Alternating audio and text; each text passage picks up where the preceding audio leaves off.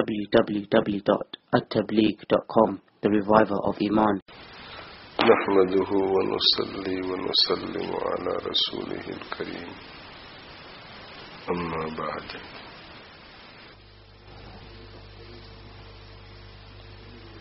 ہر وقت موت کا استحضار رہے، موت یاد رہے. موت کی یاد سے جتنی غفلت رہے گی، آخرت کی تیاری سے اتنی ہی غفلت رہے گی.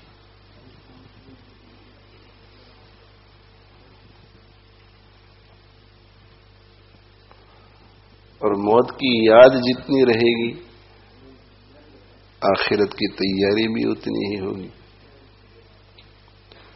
اس لیے موت سے اور موت کی یاد سے غافل نہیں رہنا چاہیے. اب موت کو کیسے یاد رکھا جائے؟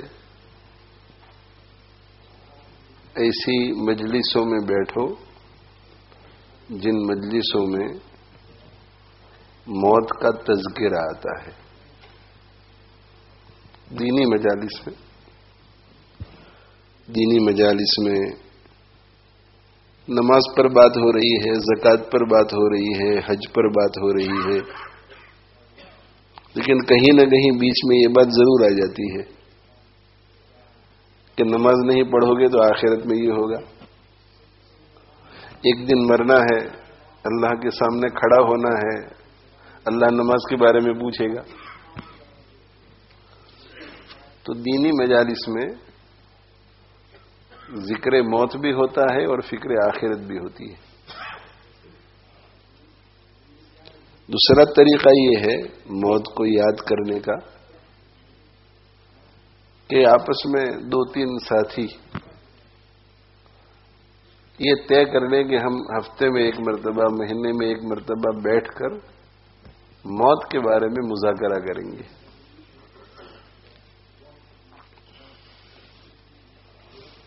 دو چار ساتھی اس میں مذاکرہ ہو، آپ تھوڑی دیر بات کریں، میں تھوڑی دیر بات کروں، آپ تھوڑی دیر بات کریں. 2-4 ساتھی بیٹھ کر، یا کسی کے ذمے لگایا جائے کہ بھائی آئندہ مجلس میں آپ کچھ بات کریں گے. تو یہ دوسری شکل ہے کہ مذاکرہ ہو. یہ وہ لوگ کر سکیں گے جو موت کے بارے میں گفتگو کر سکتے.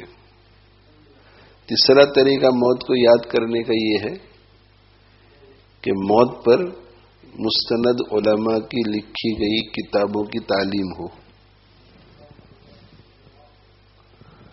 ہمارے حضرت شیخ الحدیث مولانا محمد زکریا صاحب رحمۃ اللہ علیہ کی کتاب ہے موت کی یاد، ریممبرنس آف ڈیتھ. اس کو پڑھ کر کے سنایا جائے، تعلیم کی جائے. اس کے لیے دن مقرر ہو کہ ہفتے میں ایک مرتبہ ہم 4-5 ساتھی بیٹھ کر، ہفتے میں ایک مرتبہ ایز اے فیملی بیٹھ کر کے ہم اس کتاب کو پڑھیں گے 10 منٹ کے لیے، 15 منٹ کے لیے.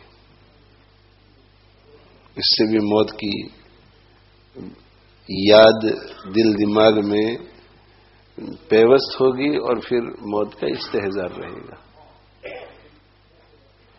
اور مرد حضرات جو ہیں وہ قبرستان میں جائیں، ہفتے میں ایک مرتبہ جائیں تو بہت اچھا ہے.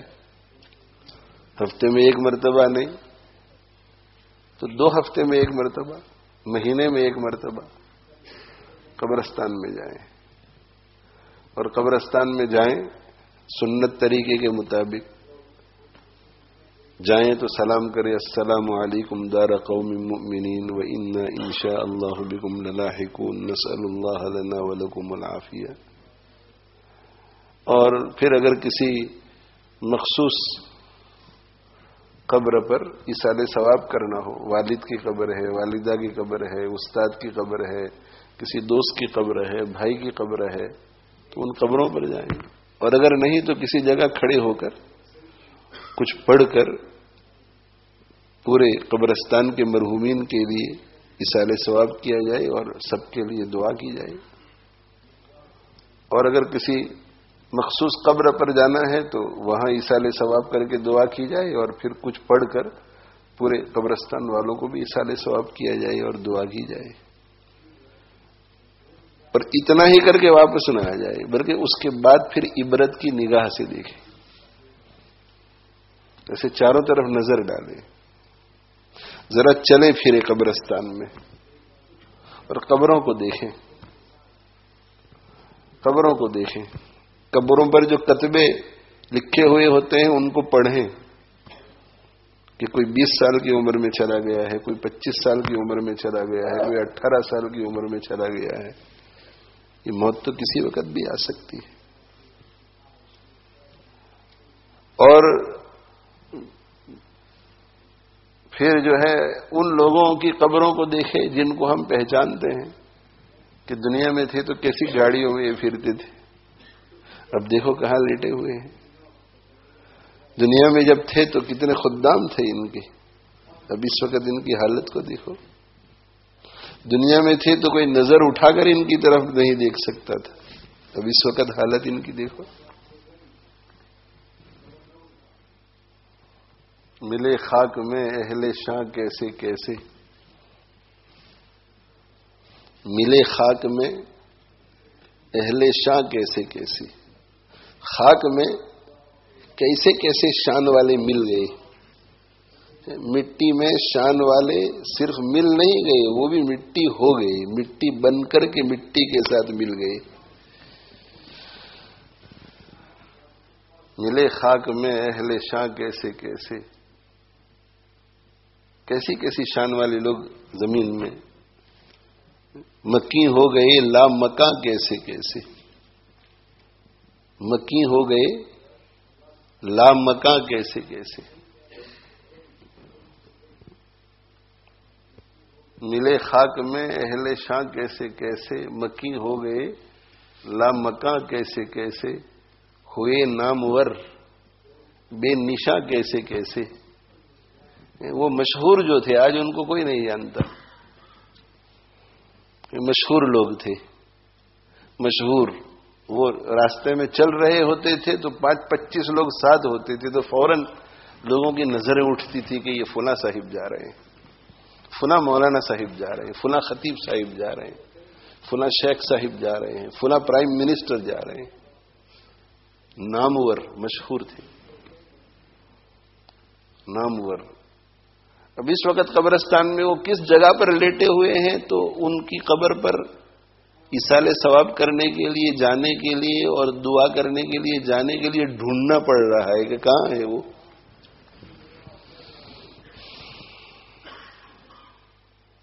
ملے خاک میں اہل شاہ کیسے کیسے, مکی ہو گئے لا مکان کیسے کیسے. بڑے بڑے مکانوں والے آج لا مکان ہو گئے. یہ سب کچھ چھوڑ کے جانا ہے میرے بھائی, سب کچھ پیچھے رہ جائے, سب کچھ پیچھے رہ جائے. بس اپنی دنیاوی زندگی میں دنیا کے لیے بقدر ضرورت محنت کرو, بقدر ضرورت. ایک گھر اچھا مل گیا رہنے کے لیے, بس سب آخرت کی فکر کرو.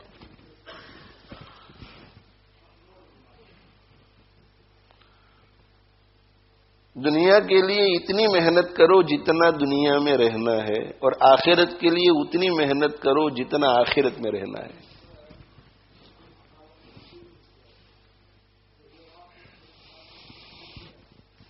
اور دنیا میں کتنا رہنا ہے اور آخرت میں کتنا رہنا ہے.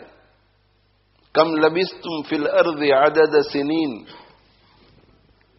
اللہ ہم سے پوچھیں گے آخرت میں دنیا میں کتنا رہے, تو ہم کیا کہیں گے جواب میں؟ لبثنا یومن او بعض یوم فاسأل العادین. ہم دنیا میں ایک دن رہے, ایک دن دنیا میں ایک دن رہے, بلکہ ایک دن کا بھی بعض حصہ, پورا دن بھی نہیں. آخرت جو سامنے نظر آئے گی ابد الآباد والی, اس کے مقابلے میں پیچھے جو 60 سال کی 70 سال کی 80 سال کی جو زندگی ہے وہ ایک دن یا ایک دن سے بھی کم نظر آئے گی. تو دنیا کے لیے اتنی محنت کرو جتنا دنیا میں رہنا ہے، آخرت کے لیے اتنی محنت کرو جتنا آخرت میں رہنا ہے. کبھی نہ ختم ہونے والی زندگی، کبھی نہ ختم ہونے والی زندگی. اور یہ زندگی کتنی ہی طویل کیوں نہ ہو جائے، یہ ضرور ختم ہوگی، ضرور ختم ہوگی. روح نکلے گی اور سارا ساز و سامان پیچھے رہ جائے گا. نہ کچھ مال و دولت نہ دھن جائے گا، نہ کچھ مال و دولت نہ دھن جائے گا، فقط ساتھ تیرے کفن جائے گا. سب کچھ پیچھے رہ جائے گا، کچھ ساتھ نہیں جائے گا. سکندر اعظم، مورخین نے لکھا ہے کہ 4 آدمی ایسے ہیں جنہوں نے پوری دنیا پر حکومت کی ہے، ان میں سکندر اعظم بھی ہے. مشرق سے مغرب اور جنوب سے شمال ان کی حکومت تھی، لیکن مسلمان تھے. 4 آدمی ایسے جن کی پوری دنیا پر حکومت رہی ہے، ان میں سے 2 مسلمان اور 2 غیر مسلم. تو سکندر اعظم کا جب انتقال ہوا تو انہوں نے یہ کہا کہ جب تم مجھے قبرستان کی طرف لے جاؤ تو میرے ہاتھ جو ہے وہ کفن سے باہر نکالنا، اور باہر نکال کر ایسے ہتھیلی کو ایسی کھلی رکھ دینا تاکہ سب لوگ دیکھ سکے کہ سکندر اعظم جنہوں نے پوری دنیا پر حکومت کی، پوری دنیا کے بادشاہ رہے، وہ بھی دنیا سے جا رہے ہیں تو خالی ہاتھ. ایک پینی اور ایک پیسہ نہیں ہے ہتھیلی میں، جو کا ایک دانہ نہیں ہے، چاول کا ایک دانہ نہیں ہے، خالی ہاتھ جا رہے ہیں.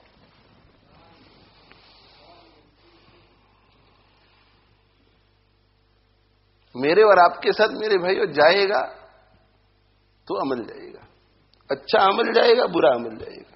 اچھا عمل جنت میں لے جائے گا، برا عمل جہنم میں لے جائے گا. اچھا عمل اللہ کی رضا کے حصول کا ذریعہ بنے گا، برا عمل اللہ کی ناراضگی کا ذریعہ بنے گا. بہت لمبی زندگی ہو اور یہ سب پیچھے رہ جائے. یہ شیطان اور نفس ہمارے ساتھ کھیلتے ہیں، یہ مباح ہے، یہ جائز ہے، یہ یوں ہے، یہ یوں ہے، یہ یوں ہے، یہ یوں ہے.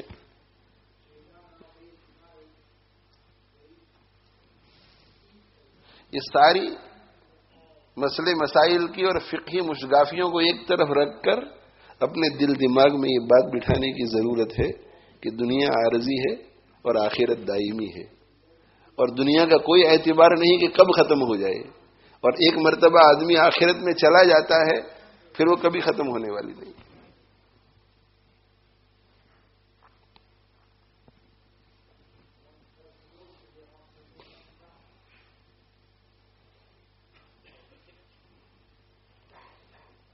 اللہ تعالی ہمیں توفیق عطا فرمائے. ہمارے اکابر، ہمارے مشائخ، ہمارے بزرگان دین، ہمارے اسلاف جن کے ہم نام لیوا ہیں، ان سب کی زندگیاں زہد میں گزری.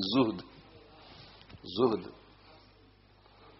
راسخین فی العلم کا بہت اونچا مقام ہے.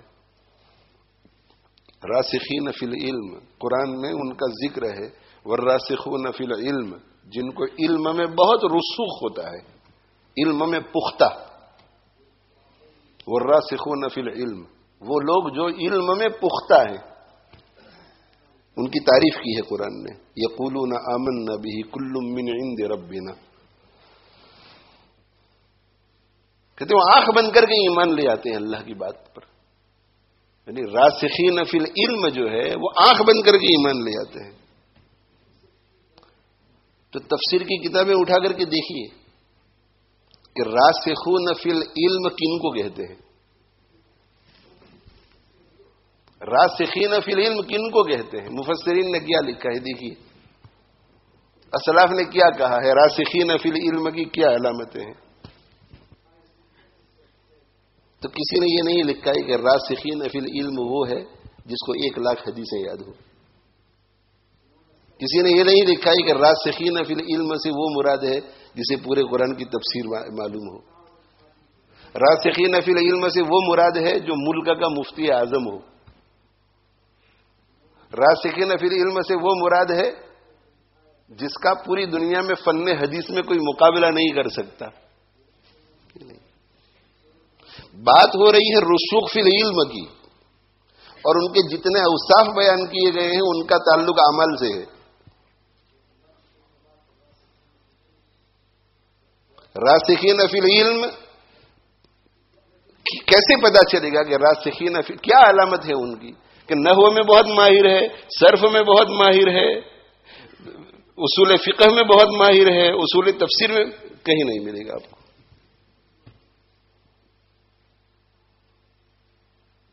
راسخین فی العلم اس میں یہ وصف ہے، یہ عمل ہے اس کی زندگی میں، یہ عمل ہے، یہ عمل ہے، یہ عمل ہے جس کی زندگی میں یہ اعمال ہیں، یہ اوصاف ہیں، یہ خوبیاں ہیں، یہ خصلتیں ہیں، وہ ہے راسخ فی العلم.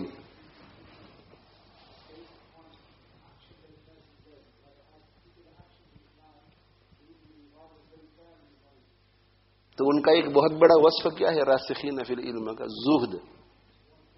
جو راسخ فی العلم ہوگا وہ راسخ فی العلم جس کا قرآن نے ذکر کیا ہے، اس کا ایک وصف کیا ہے زہد.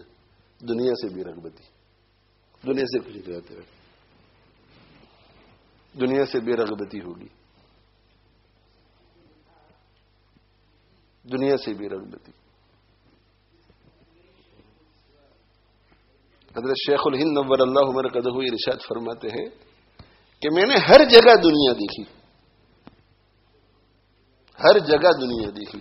جاؤ تھانہ بھون، اور تھانہ بھون جا کر کے حاجی امداد اللہ مہاجر مکی رحمت اللہ علی کی خانقاہ دیکھو، حکیم الامت رحمت اللہ علی کی خانقاہ دیکھو، اور اس خانقاہ کو دیکھ کر کے یہ فیصلہ کرو کہ یہاں کیا دنیا نظر آئی ہوگی شیخ الہند کو، یہاں کیا دنیا نظر آئی ہوگی، یہ کیا دنیا ہے. اس حجرے میں جا کر کے بیٹھو اور دیکھو جس میں حاجی صاحب رحمت اللہ علیہ خلوت میں بیٹھا کرتے تھے. خلوت بہت ضروری ہے میرے بھائیوں، خلوت بہت ضروری ہے. علماء کے لیے بھی خلوت بہت ضروری، عوام کے لیے بھی بہت ضروری. خلوت، تنہائی میں بیٹھو اور تنہائی میں بیٹھ کر اللہ کو یاد کرو، اللہ سے دعائیں کرو، غور و فکر کے ساتھ قرآن پڑھو، ذکر کرو، ذکر کرو. شاہ وسیع اللہ صاحب الہ آبادی رحمت اللہ علیہ فرماتے تھے، شاہ وسیع اللہ صاحب الہ آبادی رحمت اللہ علیہ، کہ بھائی کچھ لیں گے نہیں تو تقسیم کیا کریں گے، کچھ لیں گے نہیں تو تقسیم کیا کریں گے. فرماتے تھے کہ خلوت میں وقت نہیں گزاریں گے اور مخلوق ہی میں بیٹھے رہیں گے تو تقسیم کرتے کرتے کرتے وہ تو خالی ہو جائے گا، پتہ بھی نہیں چلے گا کہ خالی ہو گیا ہے.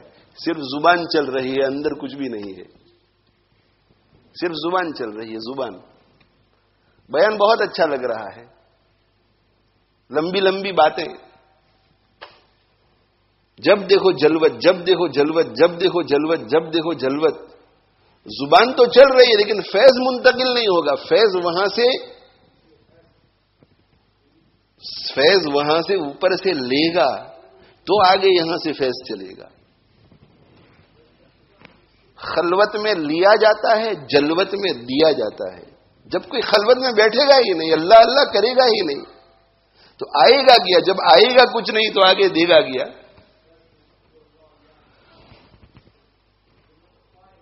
وہ ایسا سمجھ رہا ہوگا کہ مجھ سے لوگوں کو بہت فیض پہنچ رہا ہے، ہوگا کچھ بھی نہیں. جب تیرے پاس کچھ نہیں ہے تو آگے تو کیا دے گا کسی اور کو؟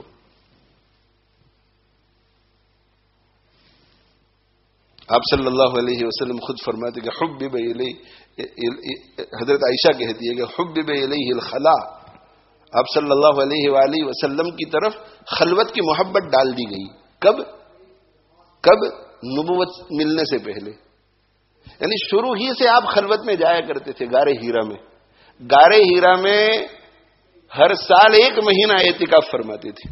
اعتکاف یعنی خلوت میں چلے جاتے تھے. وہ یہ شرعی اعتکاف نہیں تھا، خلوت میں چلے جاتے تھے 1 مہینے کے لیے. اب ایک ساتھ جاتے تھے تھوڑا تھوڑا کر کے، لیکن سال میں 1 مہینہ وہاں گزارتے تھے. یہ احادیث سے پتا چلتا ہے. اور جب 6 مہینے رہ گئے، 6 مہینے جب 6 مہینے. اور یہ غار ہیرا والی خلوت کے علاوہ بھی زندگی میں جلوت کے ساتھ خلوت بھی تھی. بہت پک اینڈ چوز کرتے تھے اختلاط وغیرہ کے معاملے میں. اور پھر 6 مہینے جب رہ گئے تو حبب الیہ الخلا، خلوت بہت محبوب کر دی گئی. اب بار بار جا رہے ہیں، بار بار جا رہے ہیں، بار بار جا رہے ہیں. جا کر غار ہیرا میں بیٹھتے ہیں ان 6 مہینوں میں، اور بیٹھتے ہیں. اور واپس کب آتے ہیں؟ جب بیوی بچے یاد آتے تھے. بیوی بچے یاد نہیں آتے تھے وہاں تک وہی غار ہیرا میں پڑے رہتے تھے. غار ہیرا میں کیوں بھائی؟ کیوں بھائی؟ اس لیے کہ طریقہ یہی ہے کہ وہاں سے پہلے لینا پڑتا ہے، پھر مخلوق کو دیا جاتا ہے. اب دینا تھا مخلوق کو، تو دینا تھا تو فیض لے رہے تھے خلوت میں بیٹھ کر، اللہ کو یاد کر کے، اللہ کے دھیان میں بیٹھتے تھے، اللہ کو یاد کرتے تھے.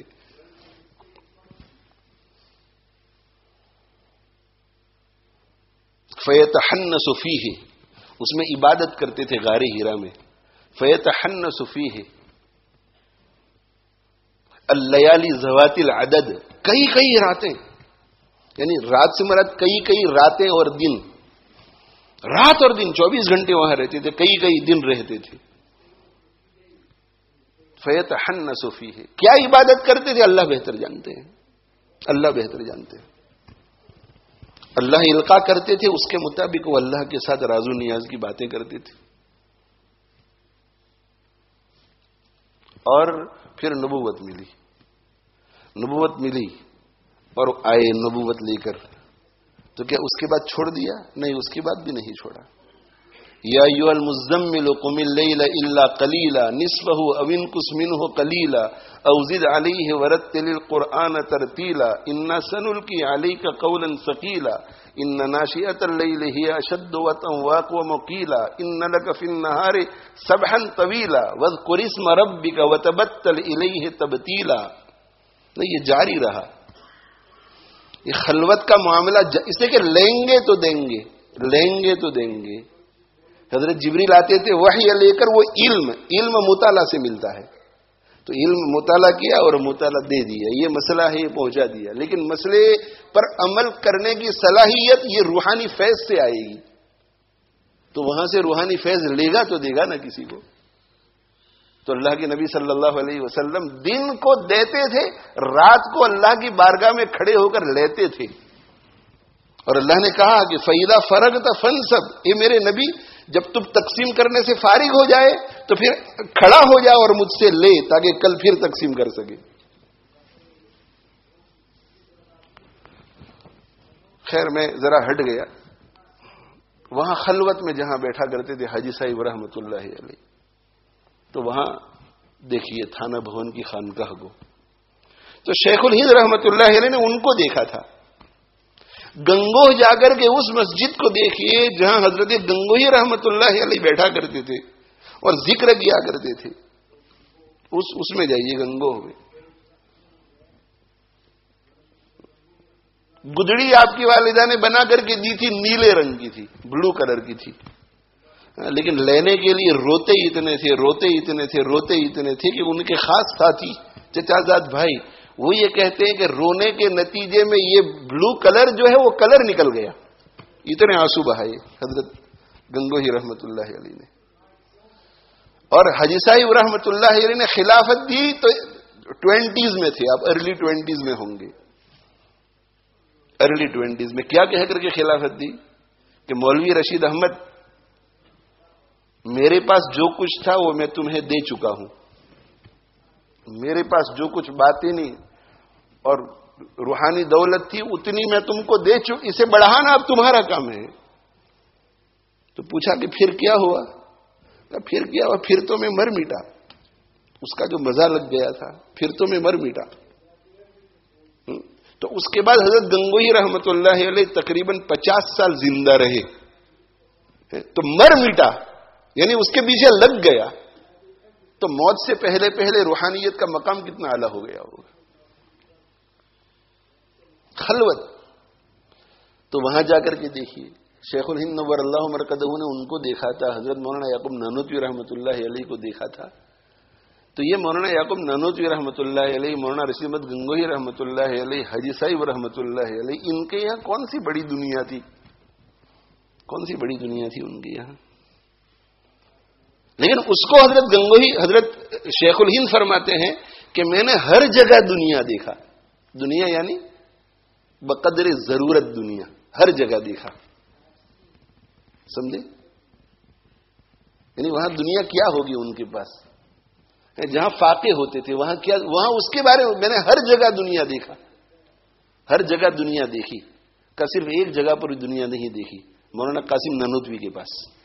یعنی میں یہ کہنا چاہتا ہوں کہ یہ فاقے میں مست رہنے والے لوگوں کے پاس جو تھوڑی بہت دنیا تھی، اس کے بارے میں حضرت جب یہ فرما رہے ہیں کہ میں نے ہر جگہ دنیا دیکھی، تو مولانا قاسم نانوتوی کی حالت کیا ہوگی؟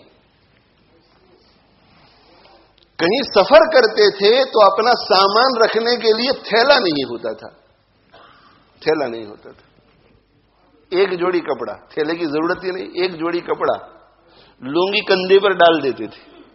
کپڑے میلے ہو جاتے تھے، رات کو سونے سے پہلے لونگی پہن لیتے تھے، کپڑے دھو لیتے تھے، صبح تک میں خشک ہو جاتے تھے. یہ زہد تھا.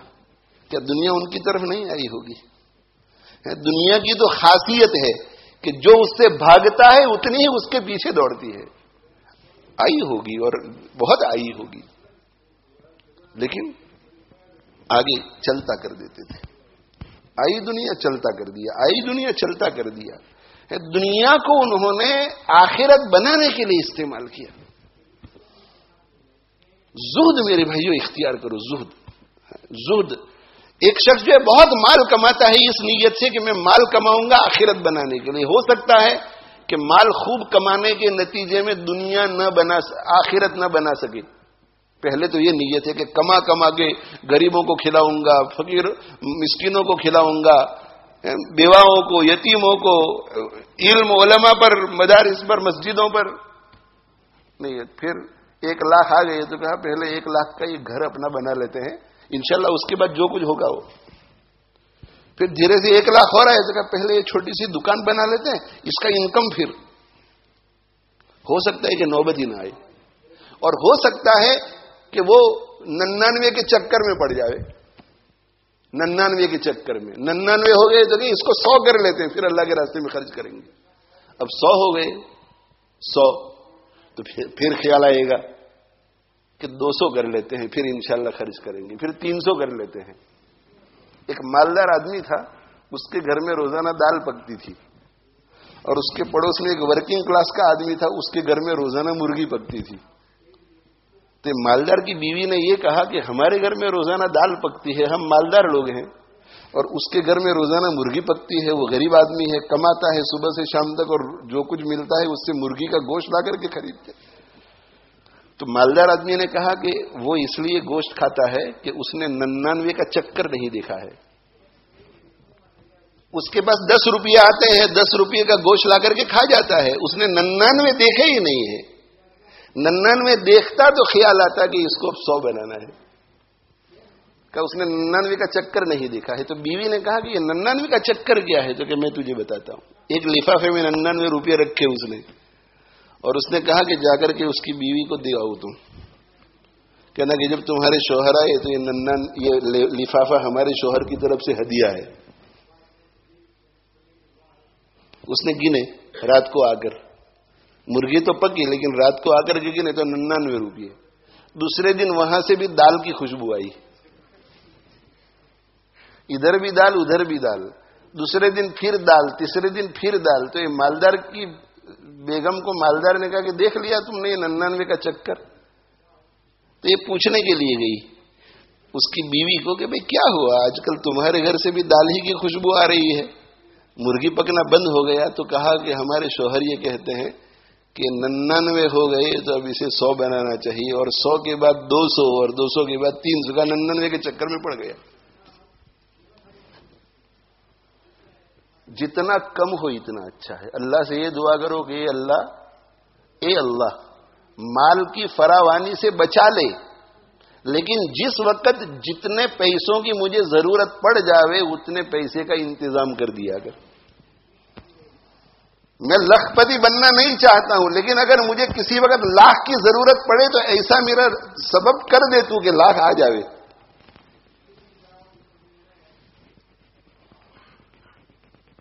میں مجھ سے تعلق رکھنے والے جو علماء ہیں ان کے لیے ہی دعا کرتا ہوں کہ اللہ ان کو مالدار مت بنانا، ان کو مالدار مت بنانا، ان کو مالدار مت بنانا، لیکن محتاج بھی مت بنانا، محتاج بھی مت بنانا۔ ان میں سے جس کو جس وقت جتنے پیسے کی ضرورت ہے تو عزت کے ساتھ ان کے ہاتھوں میں پہنچانا، ان کو کسی کے سامنے محتاج مت کرنا، کسی کے سامنے ہاتھ پھیلانے والا مت بننا،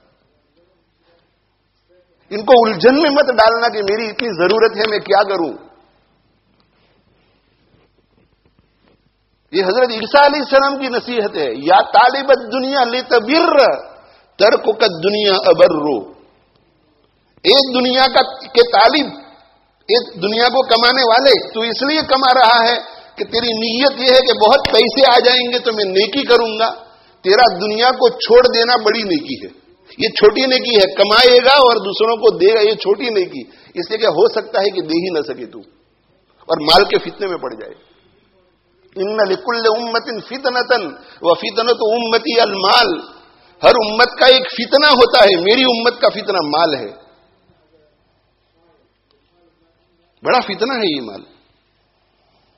والفقر اخشى علیکم، آپ فرماتے ہیں کہ تم فقیر رہو، غریب رہو، اس کا مجھے اندیشہ نہیں ہے، میری امت فقیر ہو جائے اس کا اندیشہ نہیں ہے، مجھے اندیشہ کس بات کا ہے؟ ولیکن اخشى ان تبسط لکم الدنیا، مجھے ڈر یہ ہے کہ کہیں دنیا تمہارے اوپر فراوانی کے ساتھ نہ آ جائے۔ ولیکن مل فقر اخشى علیکم ولیکن ان تبسط لکم الدنیا کما بسطت لمن کان قبلکم، جیسا کہ تم سے پہلے لوگوں کے لیے دنیا کی فراوانی ہوئی تھی، اور پھر فتنافسوها کما تنافسوها، پھر تم بھی آپس میں مقابلہ کرنے لگ جاؤ جیسے وہ مقابلہ کرنے لگ گئے تھے۔ فتہلککم کما اہلکتہم، پھر یہ دنیا تم کو اسی طرح ہلاک کر دے جیسے ان کو ہلاک کیا تھا۔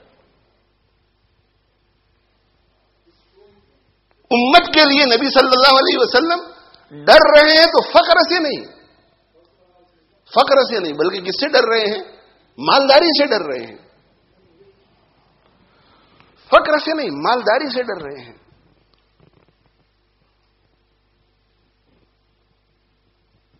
فقر سے نہیں، مالداری سے ڈر رہے ہیں۔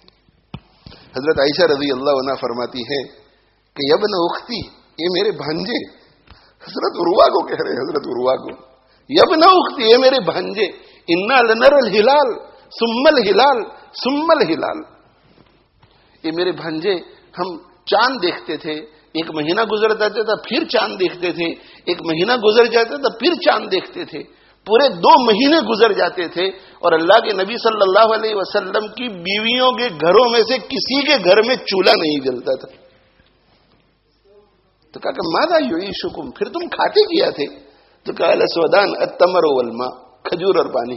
2 مہینے تک آقا صلی اللہ علیہ وسلم نے کھجور اور پانی، کھجور کھایا ہے اور پانی پیا ہے، ازواج مطہرات نے کھجور کھایا ہے اور پانی پیا ہے۔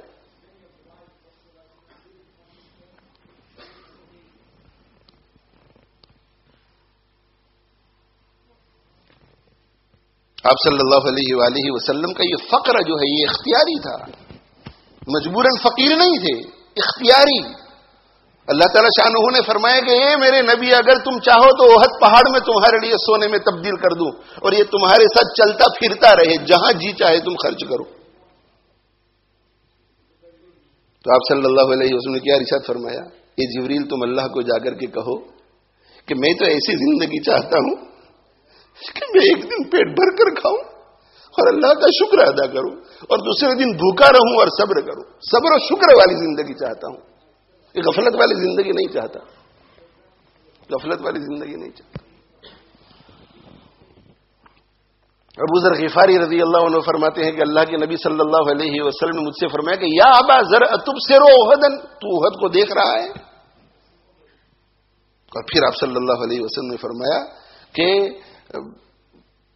میں اگر احد پہاڑ پورا کا پورا سونا ہو جائے اور میرے قبضے میں آ جائے تو میں یوں خرچ کر دوں اور یوں خرچ کر دوں اور یوں خرچ کر دوں، یوں خرچ کر دوں، یوں خرچ کر دوں، یوں خرچ کر دوں، اور اپنے لیے صرف 3 دینار رہنے دوں.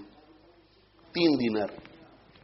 غور سے سنو, 3 دینار رہنے دوں, پورا احد پہاڑ یوں خرچ کر دوں, 3 دینار اپنے لیے رہنے دوں. اور شارحین نے اس میں پھر بحث کی ہے کہ یہ 3 دینار رہنے دوں کس کام کے لیے؟ 3 دینار کس کام کے لیے رہنے دوں؟ تو کہا 3 دینار میں سے 1 دینار تو اس لیے کہ میری بیویوں کے خرچے کے لیے, 1 دینار میرے پاس آنے جانے والوں کی ضرورتوں کے لیے, مہمان وغیرہ یعنی میری ضرورتوں کے لیے, اور 1 دینار میرے سر پر جو قرضہ ہے اسے ادا کرنے کے لیے. یہ 3 دینار بھی اس کے لیے رہنے دوں. اللہ کے نبی صلی اللہ علیہ وآلہ وسلم نے سلام پھیرا, السلام علیکم ورحمۃ اللہ, السلام علیکم ورحمۃ اللہ, اور جھپٹ کر لوگوں کی گردنوں کو پھلانگ کر باہر چلے گئے, مسجد سے باہر حجرے میں چلے گئے. لوگوں کو بڑا تعجب ہوا کہ یہ کیا ہوا. آج نماز پڑھ کر کے سیدھے یوں چلے گئے, تھوڑی دیر کے بعد پھر تشریف لائے, اس لیے کہ جانتے تھے کہ تشویش ہوگی میرے محبین کو کہ حضرت کو کیا تکلیف ہوئی. تو آپ صلی اللہ علیہ وآلہ وسلم نے ارشاد فرمایا کہ اصل میں آج ایک سونے کی ڈلی آئی ہوئی ہے گھر میں, سونے کی ڈلی گھر میں آئی ہوئی ہے, سونے کی ڈلی. میں بھول گیا تھا تو نماز میں اس کا خیال آ گیا, نماز میں اس کا خیال آ گیا, آیا خیال کہ سونے کی ڈلی پڑی ہوئی ہے. تو سلام پھیرنے کے بعد میرے دل نے یہ گوارا نہیں کیا کہ یہ سونے کی ڈلی میرے پاس 1 سیکنڈ اور زیادہ رہے. اس لیے میں گیا اور جا کر کے اس کا انتظام کر کے آیا ہوں کہ اللہ کے راستے میں خرچ کر دو. اب مجھے سکون ہو گیا. میں نہیں چاہتا کہ یہ میرے پاس 1 رات بھی زیادہ پڑی رہے.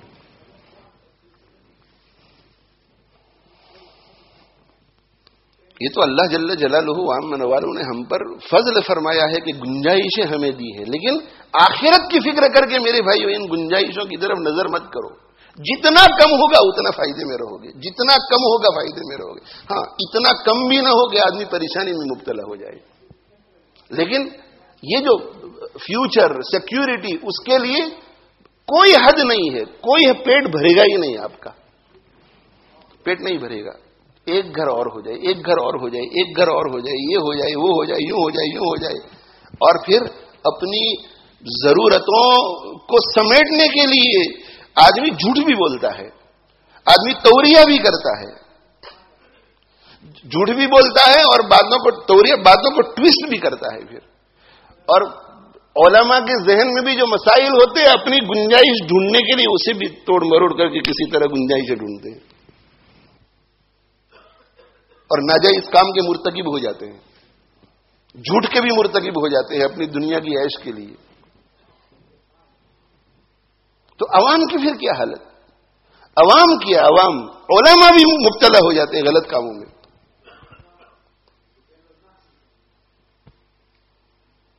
اپنا وقار کھو دیتے ہیں, اپنی عزت کھو دیتے ہیں. اس لیے زہد, اللہ مجھے بھی, میں خود محتاج ہوں اس کا, خود محتاج ہوں. میں تو دنیا دار آدمی ہوں, دینداری تو ایک قطرہ بھی میرے پاس نہیں ہے. آپ سب مل کر کے دعا کرو میرے لیے کہ اللہ مجھے دینداری نصیب فرما دے اور اچھی حالت میں مجھے موت نصیب کرے. یہ باتیں اپنے لیے بھی کہہ رہا ہوں, میں خود اس کا محتاج ہوں. میں خود نبی صلی اللہ علیہ وسلم کی صحابہ کی زندگی میں حضرت ابوبکر صدیق رضی اللہ تعالی عنہ, حضرت ابوبکر صدیق انتقال ہو رہا ہے, اور انتقال ہو رہا ہے تو یوں نظر پڑ گئی, بخاری شریف کی حدیث ہے, کپڑے پر نظر پڑ گئی کہ 1-2 دبے لگے ہوئے ہیں. تو عائشہ صدیقہ رضی اللہ تعالی عنہ سے کہا کہ میری بیٹی, میری جب روح نکل جاوے تو ان کپڑوں کو دھو کر انہی میں مجھے کفن دینا, انہی کپڑوں میں مجھے کفن دے دینا دھو کر کے. تو کہا کہ ابا جان آپ کے لیے نیا کفن ہوگا. تو کیا فرمائے حضرت صدیق اکبر رضی اللہ تعالیٰ عنہ نے, الحی احق بالجدید, جو زندہ ہے وہ نئے کپڑوں کا تو زیادہ محتاج ہے. مرنے والا آدمی, انما ہی للمہلۃ, مرنے والا آدمی جو کفن پہنتا ہے وہ تو پیپ کے لیے ہوتا ہے, نئی کی کیا ضرورت ہے. آج دنیا دیکھو کہاں جا رہی ہے. مرنے کے بعد کافن کتنے مہنگے مہنگے ہوتے ہیں، کافن کیسے کیسے مہنگے مہنگے کافن. دنیا کہاں سے کہاں چلی گئی.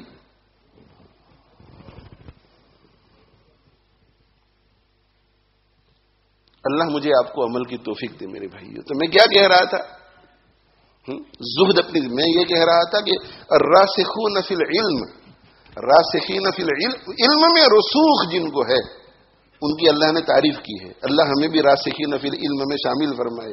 ان کی جو خصوصیتیں ہیں ان میں سے ایک بہت اہم خصوصیت زہد، ان کی زہد ہے. زہد. من یرید اللہ بہ خیرا یفقہہ فی الدین.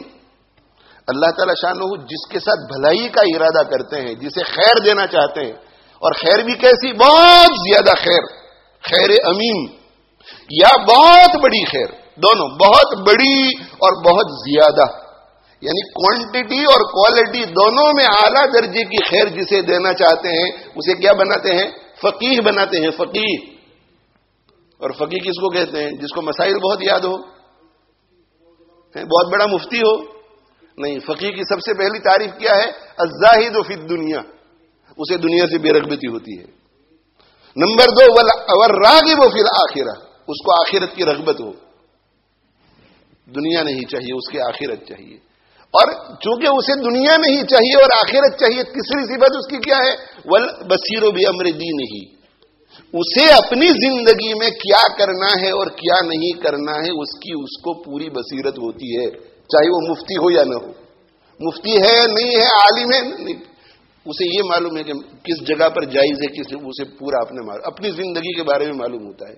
نہیں معلوم ہوتا ہے تو پوچھتا ہے، کیونکہ بصیرت ہے کہ یہاں مجھے معلوم نہیں ہے تو مجھے پوچھنا پڑے گا. بصیرت ہے اس لیے کس سے پوچھنا ہے وہ بھی جانتا ہے. اور اگر دو مفتیوں کا آپس میں فتوے کا ٹکراؤ ہو جائے تو الزاہد فی الدنیا والراغب فی الآخرہ فیصلہ بھی کر سکتا ہے کہ ان دونوں فتووں میں سے کون سا فتوا مجھے لینا ہے. آخرت سے اس کا تعلق ہو گیا ہے، اس کا اللہ سے تعلق ہو گیا ہے. جیسے مزاج پہچانتا ہے شریعت مطہرہ کا، مجھے آخرت کے لیے کیا کرنا ہے. لاکھ لوگ کہیں گے کہ اس پہ عمل کرنا نہیں، بھی تو بہت بڑے مفتی صاحب ہیں، کہ نہ بھی ہمارا دل یہاں جاتا ہے. تو علم بھی پورا، اور علم کے ساتھ والمداوم علی عبادت ربہ، اپنے پروردگار کی اطاعت اور فرما برداری میں ہمیشہ لگا رہتا ہے. زہد اللہ مجھے بھی نصیب کرے، آپ سب دوستوں کو بھی نصیب کرے.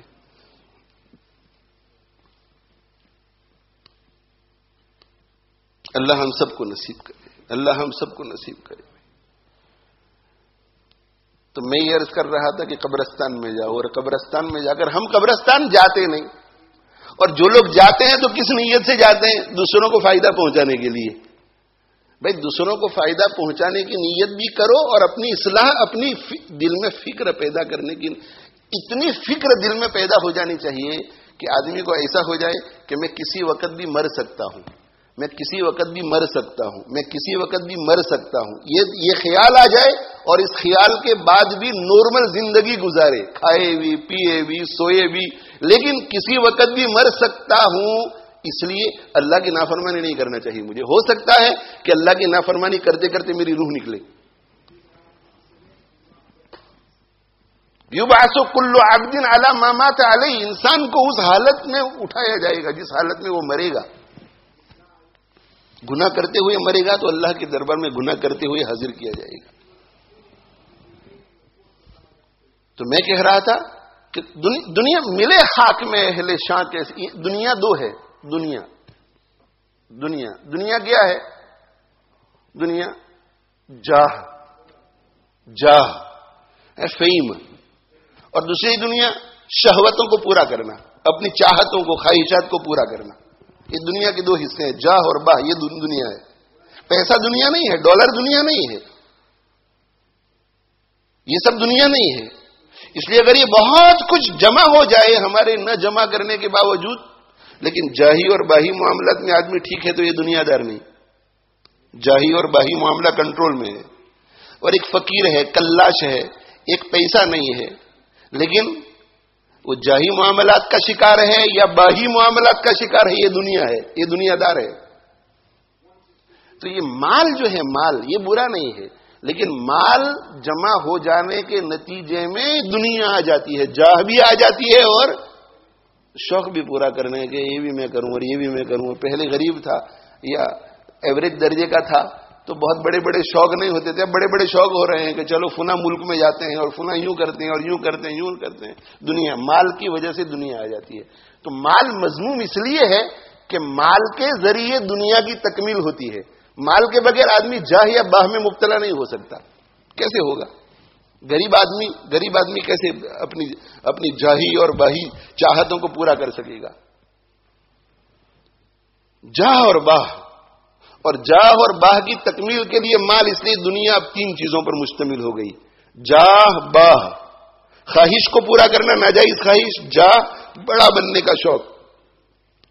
بڑا بننے کا شوق. یہی تجھ کو دھن ہے رہوں سب سے بالا. یہی تجھ کو دھن ہے رہوں سب سے بالا. یہی تیرا دھن ہے کہ میں سب سے بڑا رہوں. یہی تجھ کو دھن ہے رہوں سب سے بالا. ہو زینت نرالی، ہو فیشن نرالا. جیا کرتا ہے کیا یوں ہی مرنے والا، تجھے حسن ظاہر نے دھوکے میں ڈالا. تیری جوانی ہمیشہ نہیں رہے گی، تیری مالداری ہمیشہ نہیں رہے گی، تیری یہ عزت ہمیشہ نہیں رہے گی، تیری یہ خوبصورتی ہمیشہ نہیں رہے گی. سوچو میرے بھائیوں، سوچو. یہی تجھ کو دھن ہے رہوں سب سے بالا، میں سب سے بڑا رہوں. کیا جس کو مرنا ہے، کل جس کی آنکھیں بند ہونے والی ہے، وہ ایسی زندگی گزارتا ہے؟ جسے ملک الموت کو دیکھنا ہے وہ ایسی زندگی گزارتا ہے؟ جسے پتا ہے کہ مجھے کفن میں لپیٹ کر 6 فٹ زمین میں مجھے کھڈے میں ڈال دیا جائے گا، وہ ایسی زندگی گزارتا ہے؟ جس کا جسم سڑنے والا ہے وہ ایسی زندگی گزارتا ہے؟ جسے جواب دینا ہے منکر نکیر کو، وہ ایسی زندگی گزارتا ہے؟ جس کے جسم کو کیڑے کھانے والے ہیں، جس کے جسم سے پیپ اور خون بہنے والا ہے، وہ ایسی زندگی گزارتا ہے؟ جسے قیامت کے دن اللہ کے دربار میں کھڑے ہو کر کے اپنی زندگی کے ایک ایک سیکنڈ کا جواب دینا ہے، وہ ایسی زندگی گزارتا ہے؟ جاہ اور باہ، بڑا ہو جاؤں، باہ خواہشات پوری جو دل میں آئے، حلال حرام کی تمیز کے بغیر یہ بھی کر لوں، یہ بھی کر لوں، یہ بھی کر لوں، یہ بھی کر لوں، یہ مزہ اڑا لوں، یہ مزہ اڑا لوں، یہ مزہ اڑا لوں. اور غفلت میں پڑتا جاتا ہے، غفلت میں پڑتا جاتا ہے. مباح حد میں رہ کر کے بھی آدمی جب خواہشات کو پورا کرنے کا عادی ہو جاتا ہے تو پھر نفس جب بھر جاتا ہے مباح چیزوں سے تو پھر نفس دوسری چیزوں کو ڈھونڈتا ہے جو کہ ناجائز حد میں ہوتی ہے. سکون نہیں ملتا اسے سکون نہیں ملتا. اس لیے نفس کو کنٹرول میں رکھنے کے لیے اسے بعض مباح چیز سے بھی دور رکھو، بعض مباح چیز سے بھی دور رکھو. اسے مشتبہ چیزوں سے تو دور رکھنا ہی ہے، مکروہ چیزوں سے بھی دور رکھو، مکروہ تنزیہ سے بھی دور رکھو، اور بعض مباح چیزوں سے بھی دور رکھو. جو مانگا دے دیا، جو مانگا دے دیا، جو مانگا دے دیا، جو مانگا دے دیا، تو کل جا کر کے وہ ایسی چیز کا مطالبہ کرے گا جس میں اللہ کی نافرمانی ہوگی. تو جاہ، بڑا بننے کا شوق، یہ دنیا. باہ، اپنی ناجائز خواہش کو پورا کرنے کا شوق، یہ دنیا. اور یہ دونوں پورے ہوتے ہیں مال سے. عموماً جس کے پاس مال ہوتا ہے وہ ساری چیزیں. تو مال اگر ان دونوں کاموں کی تکمیل کے لیے تو مال بھی دنیا ہو گیا. ملے خاک میں اہل شان کیسے کیسے، بڑی بڑی شان والے مٹی میں کیسے مل گئے، اور بڑے بڑے بنگلوں والے، بڑی بڑی عمارتوں والے مکی ہو گئے لا مکاں کیسے کیسے. بڑے بڑے مکانوں والے لا مکاں ہو گئے، ہوئے نامور بے نشاں کیسے کیسے. مشہور لوگ جہاں کہیں جاتے تھے تو پوری دنیا نظر اٹھا کے دیکھتی تھی کہ وہ کون جا رہا، وہ فلاں صاحب ہے، فلاں صاحب ہے، فلاں پرائم منسٹر، فلاں منسٹر، فلاں شیخ، فلاں یوں. ہوئے نامور بے نشاں کے آج قبرستان میں جا کر کے دیکھو تو ملتی نہیں ان کی قبریں. ہوئے نامور بے نشاں کیسے کیسے. ملے خاک میں اہل شاہ کیسے کیسے، مکی ہو گئے لا مکاں کیسے کیسے. ہوئے نامور بے نشاں کیسے کیسے، زمین کھا گئی آسمان کیسے کیسے. آسمانوں جیسے لوگ تھے، بڑے بڑے لوگ، ان کو زمین کھا گئی ہے. آسمان کو تو زمین کبھی نہیں نگل سکتی، کیونکہ دنیا میں جو آسمان بن کر رہتے تھے، سینے تان کر گردنیں اونچی کر کے مجھے پہچانتا ہے میں کون ہوں، میرے سامنے ایسی بات کرتا ہے، میں والے یہ آسمان، یہ اونچے، اپنے آپ کو بہت اونچا سمجھتے تھے، کیسے کیسے اونچے لوگوں کو زمین کھا گئی. تو قبرستان میں جا کر کے یہ دیکھنا ہے، زمین کھا گئی، آسمان کیسے کیسے. ان کے بارے میں حسن ظن رکھو کہ قبر میں انشاءاللہ ان کو راحت پہنچ رہی ہوگی، لیکن یہ کہ آج تو بے نشاں ہو گئی ہے موت کو. اور ایک طریقہ یہ ہے کہ ہفتے میں ایک مرتبہ، کم سے کم ہفتے میں ایک مرتبہ، چونکہ ہم غفلت کے دور سے گزر رہے ہیں، ہفتے میں ایک مرتبہ کم سے کم آدمی آنکھ بند کر کے بیٹھے اور آنکھ بند کر کے بیٹھ کر کے موت کا مراقبہ کرے.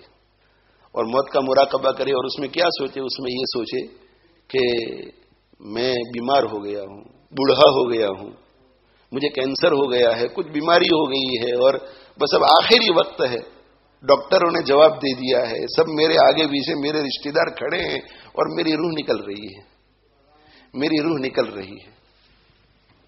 میری روح ٹخنوں سے نکل کر میری ایڑی تک آ گئی ہے، ٹخنوں تک آ گئی ہے.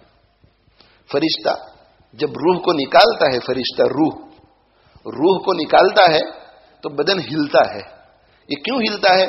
اس لیے کہ فرشتے کو اندازہ ہو جاتا ہے کہ یہ اللہ کا نافرمان ہے، اس لیے کسٹمر ڈیفیکلٹ ہے، اگرا آدمی ہے یہ.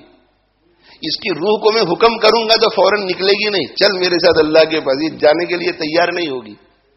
جیسے مجرم کو پولیس کھینچ کر لے جاتا ہے تو اس کے حساب سے وہ 10 منٹ پہلے 15 منٹ پہلے شروع کرتے ہیں روح کو کھینچنا. تو وہ روح جو ہے اس کی روح یہ ٹخنے کیا کہتے ہیں اس کو انگلش میں بھول گیا، ٹوز. تو یہ ٹوز کے جو جوائنٹس ہوتے ہیں، ان جوائنٹس کے اندر وہ ایسے پکڑ لیتی ہے روح، اس لیے کہ آگے اس کو کوئی جگہ پکڑنے کی ملتی نہیں ہے تو پکڑ لیتی ہے.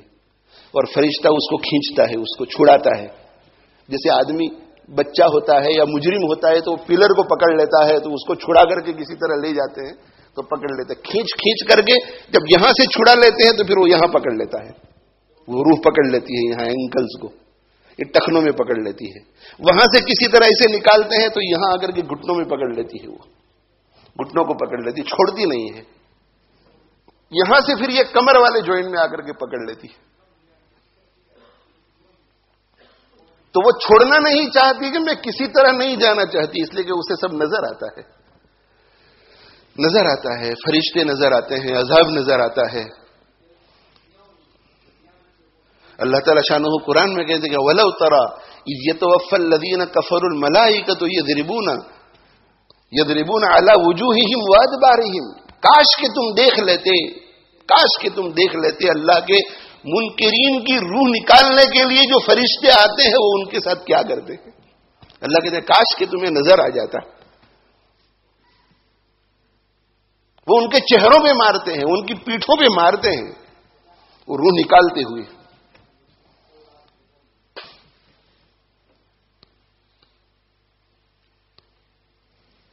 تو کھینچ کے نکالتے ہیں اور نکال کر کے لے جاتے ہیں پھر روح کو. تو آدمی ایسا سوچے کہ اب جو ہے میری روح نکل رہی ہے، میرے گناہوں کی وجہ سے نکلنا نہیں چاہتی، لیکن وہ فرشتہ نکال رہا ہے. اور فرشتہ ابراہیم علیہ الصلوۃ والسلام نے عرض کیا ملک الموت سے کہ آپ جب کسی اللہ کے نافرمان کی روح کو قبض کرنے کے لیے آتے ہیں تو کس حالت میں آتے ہیں مجھے ذرا بتلاؤ. تو کہا کہ اے خلیل اللہ، اے اللہ کے پیغمبر، آپ کے پاس وہ طاقت ہی نہیں ہے کہ آپ مجھے اس شکل میں دیکھ سکیں. پیغمبر کے پاس طاقت نہیں، جو کسی چیز سے ڈرتا نہیں. پیغمبر حضرت جبریل کو دیکھتا ہے.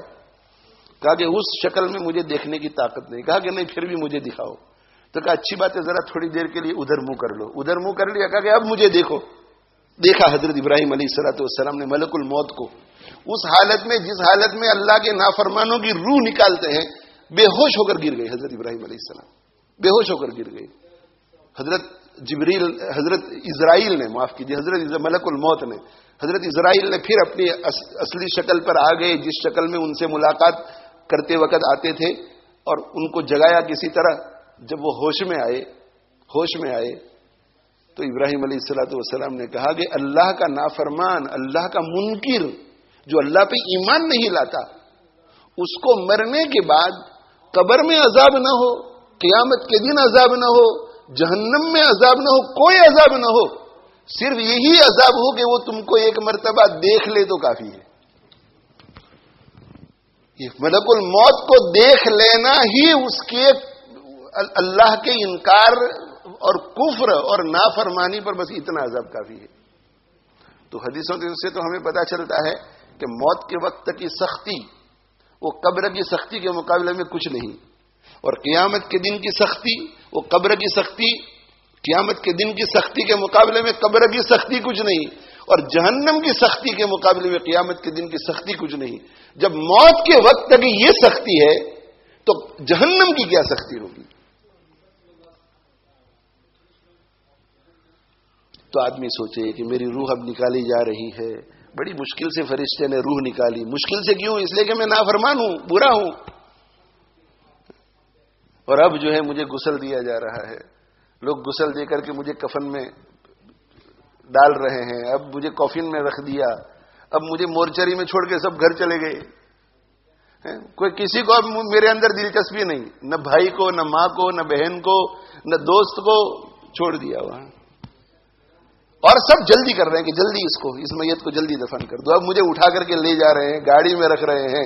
اب میں قبرستان پہنچ گیا، مجھے اٹھا کر کے جنازہ گاہ میں لے گئے، میری نماز جنازہ پڑھی جا رہی ہے. اب مجھے اٹھا کر دوبارہ لے جا رہے ہیں. سوچو تو صحیح کہ اب میں وہاں جا رہا ہوں جہاں مجھے سب اکیلا چھوڑ کے چلے جائیں گے.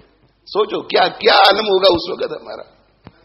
حدیث شریف میں آتا ہے کہ اگر اچھا آدمی ہوتا ہے تو وہ کہتا ہے کہ قدمونی قدمونی، تاخیر کیوں کر رہے ہو؟ جلدی کرو، جلدی جلدی مجھے لے جاؤ، جلدی. قدمونی اس لیے کہ وہ سب جنت کی چیزیں دیکھتا ہے.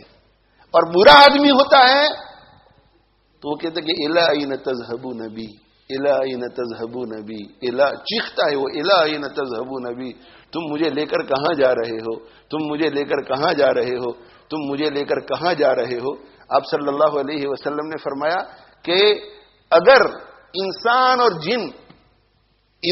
اور جن اس کی یہ آواز سن لے، یہ آواز جو چیخ چلا کر کے وہ کہتا ہے کہ مجھے تم کہاں لے جا رہے ہو، تو ایک شخص بھی ہوش میں نہ رہے، سب بے ہوش ہو جائے. یہ اللہ نے ہم پر رحم کیا ہے کہ ہم اس کی وہ چیخ کو سن نہیں پاتے. اب لوگوں نے مجھے قبر میں اتار دیا ہے، اب قبر کو بند کر رہے ہیں، مٹی ڈالی جا رہی ہے، اب سب مجھے چھوڑ کر کے چلے گئے ہوں گے، اب میں اکیلا رہ گیا ہوں قبر کے اندھیرے میں.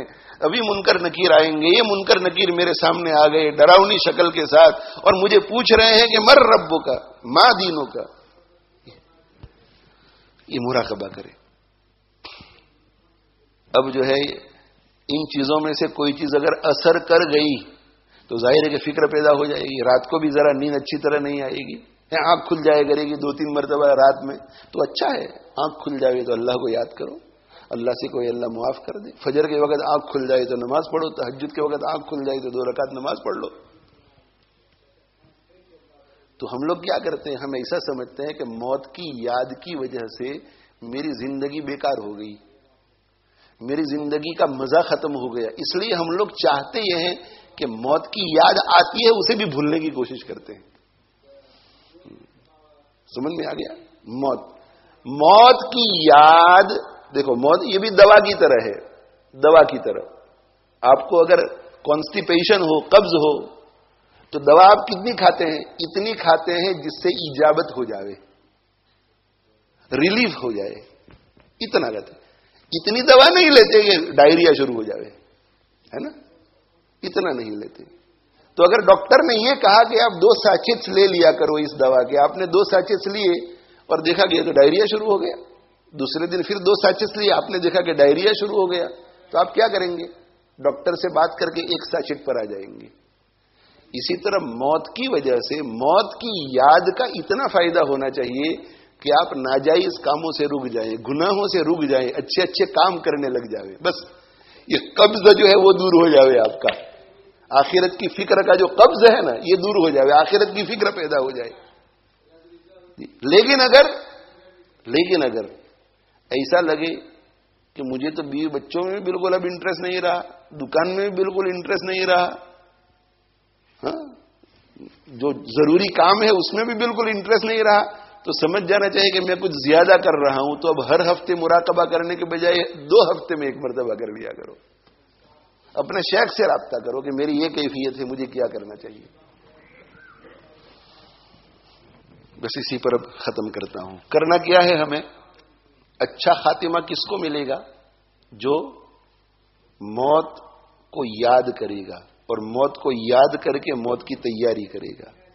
اچھا خاتمہ کس کو ملے گا؟ جو آخرت کی فکر کرے گا اور آخرت کی فکر کر کے آخرت کی تیاری کرے گا. اور آخرت کی فکر کیسے پیدا ہوگی؟ موت کی یاد دل دماغ میں کیسے بسے گی؟ نمبر 1،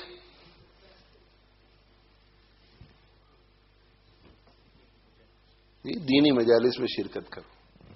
دینی مجالس میں کہیں نہ کہیں موت کے مرنے سے پہلے پہلے مرنے کی تیاری کرو. نمبر 2، آپس میں اگر 2-4 ساتھی مل کر کے ہفتے میں ایک مرتبہ موت کا مذاکرہ کر لیا کرے تو بہت اچھا. نہیں تو سب سے اچھی طریقہ یہ ہے کہ 2-4 دوست مل کر یا ایز اے فیملی موت کے اوپر مستند علماء کی، معتبر علماء کی، اوتھینٹک علماء کی، ریلائبل علماء کی لکھی ہوئی کتابیں پڑھو. موت کی یاد بہت اچھی کتاب ہے. ایک دوسری کتاب بہت اچھی ہے، مرنے کے بعد کیا ہوگا. مرنے کے بعد کیا ہوگا، what will happen after death. یہ بھی بہت اچھی کتاب ہے. ان کتابوں کو پڑھو، اس کا ہفتے میں ایک مرتبہ. مرد حضرات جو ہیں وہ قبرستان میں بھی جائیں اور قبرستان میں عبرت کی نگاہ سے ہر چیز کو دیکھیں. اور اس کے علاوہ موت کا مراقبہ، مرد اور عورتیں ہفتے میں ایک مرتبہ، 2 ہفتے میں ایک مرتبہ موت کا مراقبہ ضرور کیا کریں. اللہ تعالی شانہ مجھے آپ کو توفیق عطا فرماوے، موت کا استحضار ہمیں نصیب فرماوے، موت کی تیاری نصیب فرماوے. اور اللہ تعالی شان کے ساتھ ہمیں بھی اپنی بارگاہ میں بلائے اور اس حال میں بلائے کہ ہم بھی راضی ہوں، وہ بھی راضی ہوں، ہم بھی مسکرا رہے ہوں، وہ بھی مسکرا رہا ہو. شیخ سعدی رحمت اللہ علیہ کو کسی نے اپنے گھر بلایا کہ حضرت میرے یہاں بچہ ہوا ہے تو آپ ذرا دعا کر دیجئے اور تحنیک کر دیجئے. یہ مستحب چیزیں ہیں تحنیک کرنا، کسی نیک آدمی سے کھجور چبوا کر کے نو مولود کے منہ میں ڈالنا تاکہ کسی نیک آدمی کا تھوک اس کے پیٹ میں جائے، اور اسی طرح ان سے دعا کرانا برکت کی. حدیث شریف میں آتا ہے کہ کان رسول اللہ صلی اللہ علیہ وسلم یؤتی بالصبیان، اللہ کے رسول صلی اللہ علیہ وسلم کے پاس چھوٹے بچوں کو لایا جاتا تھا جب وہ پیدا ہوتے تھے. فیبرک علیہم ویحنکہم، آپ صلی اللہ علیہ وسلم برکت کی دعا کرتے تھے اور تحنیک کرتے تھے. تو صرف تحنیک نہیں ہے، بہت سے لوگ صرف تحنیک کراتے ہیں، نہیں، برکت کی دعا بھی کرانی چاہیے نو مولود کے لیے. تو شیخ سعدی رحمت اللہ نے اس بچے کو اپنے ہاتھ میں لیا اور اپنے ہاتھ میں لے کر کے 2 شعر پڑھے. وہ فارسی کے اشعار ہیں، ان کا کسی عربی شاعر نے ترجمہ کیا ہے. ولدت کا امک یبن آدم باقیہ، وہ بچہ پیدا ہوا تھا نیا تو رو رہا تھا ابھی، اس لیے کہ یہ نئی دنیا ہے نا اس کے لیے. ماں کا پیٹ بھی ایک دنیا ہے، تو اس دنیا سے ادھر آتا ہے تو روتا ہے. تو کہا کہ ولدت کا امک یبن آدم باقیہ والناس حولک یضحکون سرورا فعمل لنفسک ان تکون اذا بکوا علی یوم موتک ضاحکا مسرورا. اللہ ہمیں یہ چیز نصیب فرمائے. اللہ ایسی نصیحت کی شیخ سعدی رحمت اللہ علیہ نے، یہ نصیحت کی کہ ولدت کا امک یبن آدم باقیہ والناس حولک یضحکون سرورا. اے ابن آدم، اے بچے، تیری ماں نے تجھے جنم دیا اس حال میں کہ تو دنیا میں روتا ہوا آیا، اور تیرے دنیا میں آنے کی وجہ سے چاروں طرف لوگ خوشیاں منا رہے ہیں. تو بچہ جب پیدا ہوتا ہے تو وہ بہت روتا ہے، سمجھے، بہت روتا ہے. تو بچہ روتا ہے تو اس وقت ایک دوسرے کو فکر کی نگاہ سے نہیں دیکھتے کہ بچے کو کیا ہو گیا، بلکہ معانقہ کرتے ہیں، مبارک مبارک مبارک بات دیتے، وہ رو رہا ہے. تو کہا تو دنیا میں روتے ہوئے آیا، اور اس وقت لوگ ایک دوسرے کو مبارکباد دے کر ہنس رہے تھے، مسکرا رہے تھے. فعمل لنفسک، تو اپنے لیے ایسے اچھے اچھے اعمال کر، اپنے لیے ایسے اچھے اچھے اعمال کر، ایسے کارنامے انجام دے، ایسے کردار والی زندگی گزار کہ ان تکون اذا بکوا علی یوم موتک ضاحکا مسرورا، کہ جب تیرا انتقال ہو جائے تو تیرے موت والے دن تو جنت کو دیکھ کر کے ہنستا ہوا جا رہا ہو، اور تیرے اچھے اچھے کاموں کو اور کارناموں کو یاد کر کے یہ ہنسنے والے دنیا تیرے پیچھے رو رہی ہو. دنیا میں آیا تو تو رو رہا تھا, دنیا ہنس رہی تھی. تو ایسے کام کر کے جب تیرا جنازہ اٹھے تو جنت کو دیکھ کر ہنستا ہوا جا رہا ہو اور دنیا تیرے کارناموں کو یاد کر کے تیرے پیچھے رو رہی ہو. اللہ مجھے بھی اس کی توفیق دے, آپ سب دوستوں کو بھی توفیق دے. وآخر دعوانا ان الحمدللہ رب العالمین وصلی اللہ علی نبینا محمد وعلی آلہ واصحابہ اجمعین. الحمدللہ رب العالمین والعاقبۃ للمتقین والصلاة والسلام علی رسولہ سیدنا و مولانا محمد وعلی آلہ واصحابہ اجمعین. یا ارحم الراحمین یا ارحم الراحمین یا ارحم الراحمین. ہم ظالم ہیں, ہم گنہگار ہیں, ہم خطا کار ہیں, ہم سیاہ کار ہیں. الہ العالمین شیطان کے نفس کے چنگل میں آ گئے ہیں. الہ العالمین ہمیں نجات عطا فرما, ہمیں نجات عطا فرما, ہمیں نجات عطا فرما. شیطان اور نفس سے چھٹکارا نصیب فرما, شیطان اور نفس سے چھٹکارا نصیب فرما, شیطان اور نفس سے چھٹکارا نصیب فرما. دنیا سے بے رغبتی نصیب فرما, دنیا سے بے رغبتی نصیب فرما, دنیا سے بے رغبتی نصیب فرما. الہ العالمین ناجائز کاموں سے ہماری حفاظت فرما, تجھے ناراض کرنے والے گناہوں سے ہماری حفاظت فرما. الہ العالمین طاعت کی حلاوت ہمیں نصیب فرما. الہ العالمین تیرے ذکر کی مٹھاس ہمیں نصیب فرما. الہ العالمین الہ العالمین الہ العالمین قرآن مجید کی تلاوت کی لذت ہمیں نصیب فرما. اے ارحم الراحمین, اے ارحم الراحمین زہد والی زندگی نصیب فرما. الہ العالمین موت کی یاد نصیب فرما, موت کا استحضار نصیب فرما, فکر آخرت نصیب فرما. موت کے لیے آخرت کے لیے تیاری کی توفیق عطا فرما. شیطان اور نفس کے مقاصد سے حفاظت فرما. الہ العالمین ہمیں ظاہر اور باطن کی اصلاح کی توفیق عطا فرما. الہ العالمین تیری طاعات پر جمنے کے لیے, تیری فرما برداری کے لیے جن مجاہدوں کی ضرورت ہے ان مجاہدوں کی توفیق عطا فرما, ان مجاہدوں کی توفیق عطا فرما, ان مجاہدوں کی توفیق عطا فرما. الہ العالمین ہم سے راضی ہو جا. الہ العالمین تجھے راضی کرنے والے کاموں کی توفیق عطا فرما. اے ارحم الراحمین, اے ارحم الراحمین ہماری زندگی ایسی گزرے کہ جس وقت ہم تیرے پاس آ رہے ہو ہم بھی خوش ہو, تو بھی خوش ہو. اے ارحم الراحمین ہم بھی ہنس رہے ہو, تو بھی مسکرا رہا ہو. اے ارحم الراحمین ہماری مدد فرما, ہماری مدد فرما, ہماری مدد فرما. ربنا تقبل منا انك انت السميع العليم وتب علينا انك انت التواب الرحيم. اللهم انا نسالك من خير ما سالك منه نبيك محمد صلى الله عليه وسلم ونعوذ بك من شر ما استعاذ منه نبيك محمد صلی اللہ علیہ وسلم وانت المستعان وعلیک البلاغ ولا حول ولا قوت الا باللہ. یا ارحم الراحمین جن جن بھائیوں نے بہنوں نے ہمیں دعاؤں کے لیے کہا ہے, لکھا ہے, جو ہم سے متوقع ہیں, جن کا ہم پر حق بنتا ہے, جو ہم سے تعلق رکھتے ہیں, محبت رکھتے ہیں, خصوصاً ہمارے ماں باپ, اساتذہ, مشائخ, دوست احباب, حاضرین مجلس, شرکائی مجلس, سبھی کے تمام جائز نیک مقاصد کو پورا فرما. الہ العالمین مسلمانان عالم کے حال پہ رحم فرما. الہ العالمین پورے عالم کو امن سے بھر دے, پورے عالم کو امن سے بھر دے, پورے عالم کو سلامتی سے بھر دے, پورے عالم میں رحمتوں کو برکتوں کو عام فرما دے. اے ارحم الراحمین نفرت کی فضاؤں کو ختم فرما دے. اے ارحم الراحمین, اے ارحم الراحمین ہم میں جو بیمار ہیں شفائی کاملہ عاجلہ مستمرہ دائمہ نصیب فرما. موذی امراض سے ہماری حفاظت فرما. ہم سب کی عمروں میں برکت پیدا فرما, اچھے اچھے اعمال کی توفیق عطا فرما. الہ العالمین حسن خاتمہ کی دولت سے مالا مال فرما. مدینہ منورہ میں شہادت عطا فرما. اے ارحم الراحمین, اے ارحم الراحمین, اے ارحم الراحمین ہم سے راضی ہو جا, ہم سے راضی ہو جا, ہم سے راضی ہو جا. حسن خاتمہ کی دولت سے مالا مال فرما. الہ العالمین ہمارے مرحومین کی مغفرت فرما, مرحومین کی مغفرت فرما, ان کے درجات کو بلند فرما. اے ارحم الراحمین ہمارے ماں باپ, اساتذہ, مشائخ میں سے جو زندہ ہیں ان کی عمروں میں برکت پیدا فرما. ان کا ٹھنڈا ٹھنڈا میٹھا سایہ ہم لوگوں پر تادیر قائم فرما. الہ العالمین ان کی توجہات اور ان کی دعاؤں کا الہ العالمین ہمیں مرکز بنا دے. اور الہ العالمین جو جا چکے انہیں حسن خاتمہ کی دولت سے مالا مال فرما, اور جو جا چکے ہیں انہیں ہماری طرف سے جزائے خیر عطا فرما. رب اغفر وارحم وانت خیر الراحمین. ربنا آتنا فی الدنیا حسنۃ وفی الآخرۃ حسنۃ وقنا عذاب النار. سبحان ربک رب العزۃ عما یصفون وسلام علی المرسلین والحمد للہ رب العالمین. وآخر دعوانا ان الحمد للہ رب العالمین برحمتہ.